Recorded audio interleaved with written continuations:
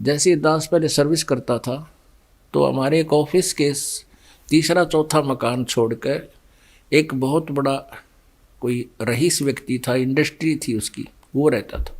उसकी एक 8-9 वर्ष की लड़की थी और उसने उसके लिए एक नौकरानी ला रखी थी।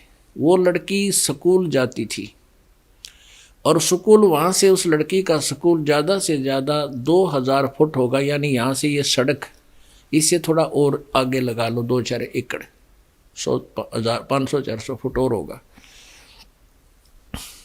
तो उसके लिए उसने ना कोई गाड़ी की थी, वो लड़की पैदल चली जाती थी और उसकी नौकरानी उसका साथ छोड़ कर आती थी और छुट्टी के समय लेकर आती थी।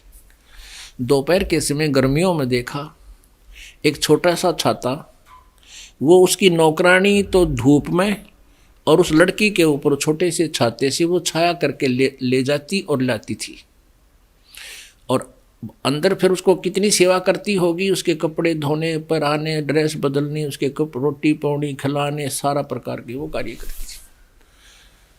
अब वो उसको कितना प्यार देती थी, और जब उसको नौकरी से निकाल दिया, उसने मुड़कर देखा भी नहीं वह लड़की भूखी है कि प्यासी है, क्योंकि उसको पता था कि तेरी नहीं है। और उस समय वो सेवा इतनी कर रही थी, उसको पता था ये मालिक की है, मालिक की बेटी है, यदि मैं सेवा नहीं करूंगी तो मेरी बात बिगड़ जाएगी, मुझे नौकरी से निकाल दिया जाएगा।